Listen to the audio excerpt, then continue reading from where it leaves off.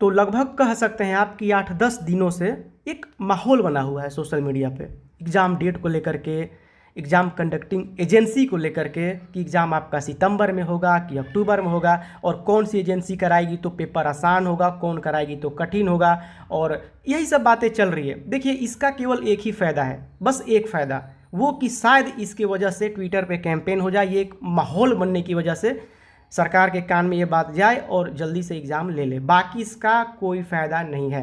ठीक है, आप जो ये सोच रहे हैं ना कि ये एजेंसी एग्ज़ाम कराएगी तो ठीक रहेगा, ये कराएगी तो सही नहीं है, तो ये सब बातें सोच के आप फालतू में अपना दिमाग ख़राब कर रहे हैं। ऐसा कुछ भी नहीं है।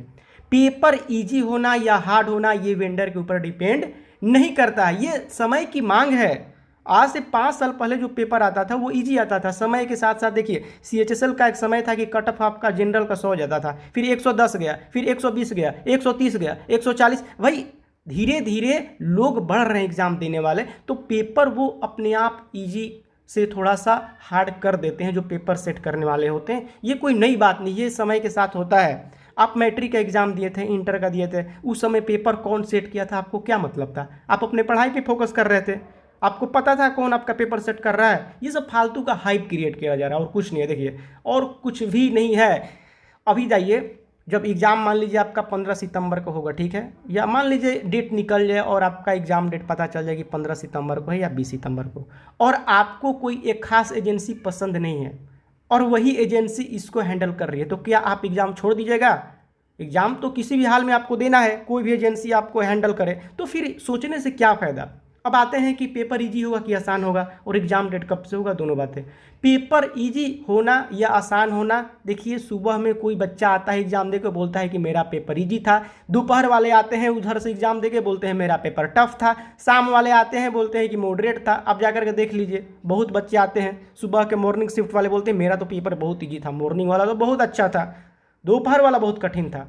तो ये कठिन होना या ईजी होना, ये आपको वेंडर पे, एजेंसी पे कोई इससे मतलब नहीं है। ये फालतू में दिमाग पर आदमी इतना जोर दे रहा है। समय के साथ साथ सारी चीज़ें बदलती रहती है। 70% तक देखिए लेवल जो होता है ना एग्ज़ाम पेपर का, वो नहीं बदलता है। ठीक है, 70% तक, 30% वेरिएशन होगा ही होगा, ये समय के साथ होता है। साधारण एक मोबाइल आप लिए हैं तो हर 3 महीना पर अपडेट मांग रहा है आपसे, 6 महीना पर अपडेट मांग रहा है, दो एक महीना पर अपडेट मांग रहा है। तो ये भी तो चीज़ अपडेट होनी चाहिए। एक लेवल एक ही नहीं रहता है, समय के साथ होता रहता है। थोड़ा बहुत नहीं बदलेगा तो इतना ज़्यादा कंपटीशन है दोस्तों, तो वो तो बदलते ही रहते हैं। इसमें अब वेंडर का या इसका दोष नहीं है, समय का। समय के साथ होगा ही होगा, मेरिट लिस्ट हाई जाएगा, कट ऑफ हाई जाएगा, तो ये होगा ही। आपको क्या करना है कि प्रीवियस ईयर का जो क्वेश्चन है ना वो चुपचाप पढ़ते रहिए। ये मत सोचिए कि ये ले रहा है तो हम इजी पढ़ें, ये कंपनी ले रहा है तो हमको केवल 2+2 जानना है और दूसरी कंपनी लेगा तो हमको 2 + 0.2 बराबर क्या होगा ये जानना है। तो ऐसा कुछ नहीं है। आप चुपचाप अपना पढ़ाई पर ध्यान दीजिए, प्रीवियस ईयर में देखिए क्या क्या आया था और उसी के अनुसार अपना तैयारी कीजिए। तैयारी ठीक रहेगा तो कोई भी एजेंसी ले, उसे कोई फ़र्क नहीं पड़ता है। और इससे ये मैंने बोल दिया जो बातें बोलना था, जो सच्चाई था, और इसके अलावा और कुछ नहीं है, समझे? ये रियलिटी है। और दूसरी बात कि एग्ज़ाम आपका जो कब से होगा, तो देखिए अभी तक ये तय नहीं हुआ है। बहुत सारे नोटिस वायरल हो रहे हैं, ये वो सारी चीज़ें, बट अभी तक कोई ये नहीं हुआ है। लेकिन अंदाज़ा लगाया जा रहा है कि सितंबर में एग्ज़ाम शायद आपका हो जाए। 10-15 सितंबर के बाद मुझे अंदाज़ा लग रहा है। देखिए क्या होता है। जब तक अपडेट रेलवे की तरफ से ऑफिशियल नहीं आएगी तब तक हम कुछ नहीं कर सकते हैं।